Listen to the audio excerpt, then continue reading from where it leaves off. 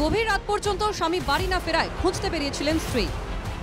রাতেই বাড়ির কাছে একটি গলি থেকে উদ্ধার হলো সেই মহিলার মৃতদেহ। তরুণীর রহস্য মৃত্যুকে কেন্দ্র করে চাঞ্চল্য ছড়িয়েছে কলকাতার মহেশতলায়।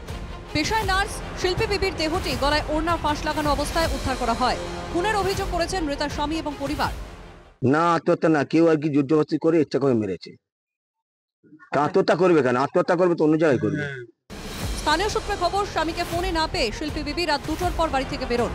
মৃতার পরিবারের দাবি, তার কাছেও ফোন এসেছিল, কিন্তু স্বামীর কাছে যেতে পারেননি ওই মহিলা। পরিবারের লোকে ওই মহিলাকে অন্ধকার গলিতে পড়ে থাকতে দেখেন। খবর ছড়িয়ে পড়তেই ঘটনাস্থলে জড়ো হয় লোক। খবর পেয়ে ছুটে আসেন মহিলার দেওর এবং স্বামী। পড়ে আছে, চিৎভাবে এইভাবে শুয়ে আছে, দুটো হাত উপরে, পা অর্ধেক রাস্তায়, অর্ধেক মানে বডিটা পুরো জমিনে। এক পায়ে জুতো আছে, এক পায়ে জুতো নেই। তো দিয়ালের পাশে যে বাড়ির পিছনে পড়েছিল, ওই দিয়ালের পাশে একটা ফোন, ওনার যে ফোনটা আর ম্যানি ব্যাগ আর গলায় একটা চেন, সোনার লকেট ছিল, ওখানে স্পটে পড়েছিল। কিভাবে মহিলার মৃত্যু হলো, নেপথ্যে কেউ জড়িয়ে কিনা তা এখনো স্পষ্ট নয়। গোটা ঘটনা ঘিরে রয়েছে নানা রহস্য।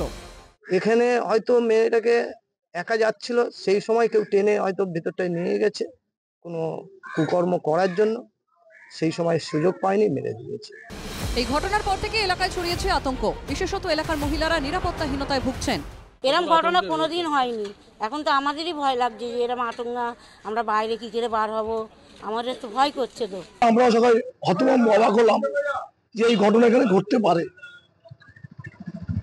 তাই এটা আমরা চাইছি, পুলিশ প্রশাসন কালে এসেছিল, সবাই আমরা ছিলাম, আসামি যেন শাস্তি হয়।